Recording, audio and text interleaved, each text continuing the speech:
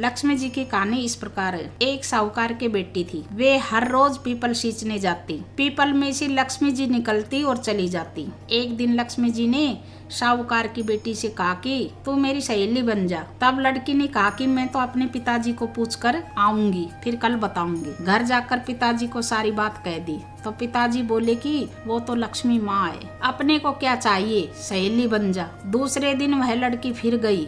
जब लक्ष्मी माँ निकल कर आई और कहा कि सहेली बन जा, तो लड़की ने कहा कि बन जाऊंगी, और दोनों सहेली बन गई। लक्ष्मी जी ने उनको खाना खाने का न्योता दिया। घर आकर लड़की ने माँ बाप से कहा कि मेरी सहेली तो मुझे खाने का न्योता दिया है। तब उसके पिताजी ने कहा कि सहेली के जीमने जाइयो, पर घर संभल कर जाइयो।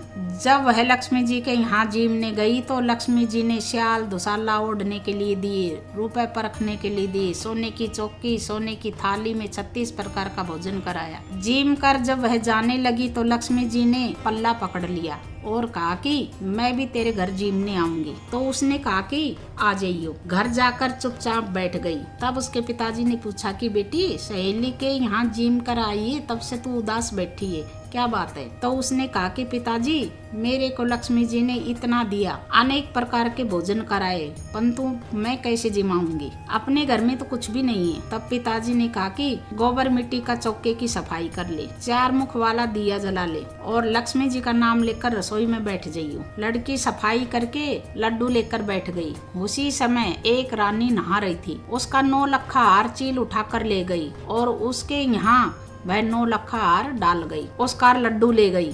बाद में वे हार को तोड़कर बाजार में गई और सामान लाने लगी।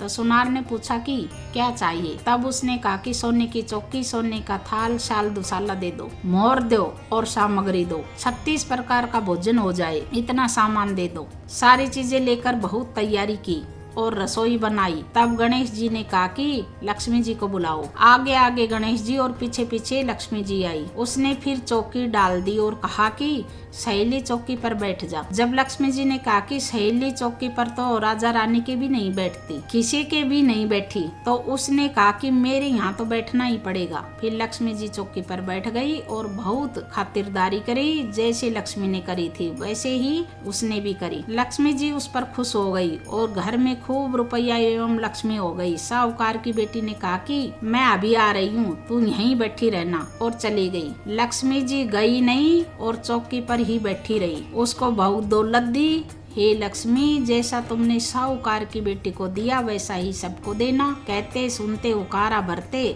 अपने सारे परिवार को दियो। पियर में देना, ससुराल में देना, बेटे पोते को देना। हे लक्ष्मी माता, सबका कष्ट दूर करना, दरिद्रता दूर करना, सबकी मनोकामना पूरी करना। बोल लक्ष्मी माता की जय।